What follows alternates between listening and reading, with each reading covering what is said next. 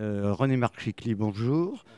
À l'occasion de ce forum du CETO, vous avez mentionné la naissance future de cette confédération.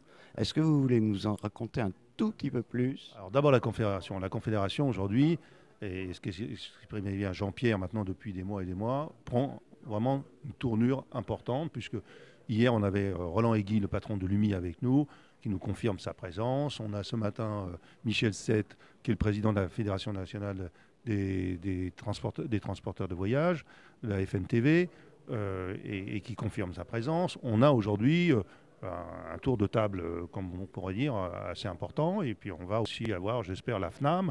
Donc on va pouvoir avoir ce club des fondateurs qui s'établit, disons, au premier trimestre de 2017. Et on est très optimiste parce qu'on a bien travaillé ensemble, on a communiqué ensemble, et vous le savez bien, avec Jean-Pierre, aussi bien avec Alix Philippon. Donc là, il y a une unité qu'il n'y avait jamais eu sur un sujet. Et je pense que tout le monde voit l'intérêt du sujet, compte tenu de toutes les contraintes qui se présentent à nous en 2018. C'est incontournable. Ce n'est pas une histoire d'hommes, la Confédération, c'est une histoire d'institutions. Et le regroupement des branches qui se présentent également, dont le MEDEF travaille beaucoup dessus, etc., c'est plus que d'actualité, c'est indispensable. Et comme on a résolu le problème effectivement des conseils d'administration ou quoi que ce soit, on a aujourd'hui pris le modèle de la médiation, c'est-à-dire on a un président qui va tourner. Donc il n'y a pas de recherche de président. Ce qui nous est important, c'est qu'on ait des équipes qui travaillent pour nous, pour l'ensemble des institutions qui vont se fédérer autour de cette confédération. Jean-Pierre Mas vous a proposé une place au conseil d'administration des entreprises du voyage. Qu'en pensez-vous? Si j'ai bien compris ce qu'il a dit, il a aujourd'hui 3 personnes qui sont présentes au conseil d'administration des entreprises du voyage qui représentent les producteurs. Il a ouvert la possibilité qu'il y ait un représentant du CETO, et j'ai écouté. On va travailler, il était prévu qu'on travaille tranquillement d'ici avril sur ce sujet. Je crois qu'il y a un renouvellement. On s'est vu dernièrement.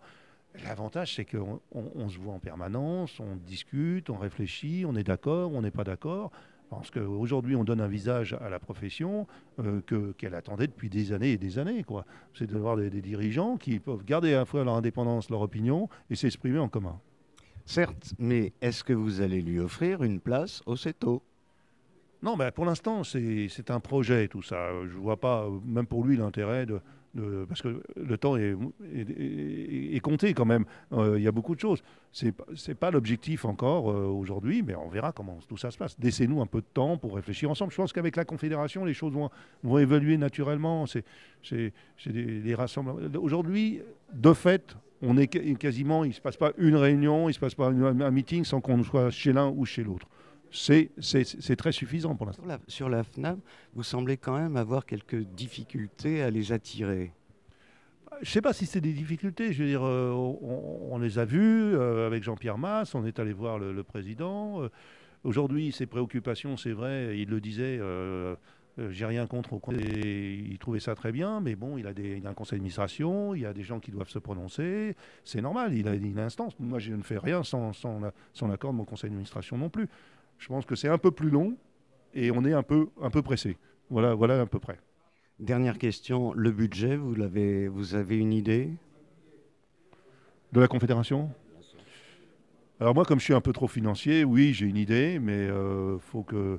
oui, j'ai une idée. Moi, l'idée, c'est pas forcément le budget, c'est d'avoir... Et j'étais content d'entendre hier le président de l'UMI de dire qu'il avait trouvé une excellente personne pour lui articuler tout le lobbying au niveau des hôteliers. Il faut qu'on trouve cette personne, la même, qui soit capable de rentrer dans tous les rouages, etc. Un super lobbyiste, avec des frais de fonctionnement, et on le divise entre nous en fonction des trucs. Ça sera ça le budget, au moins, de démarrage de la Confédération. Merci René-Marc.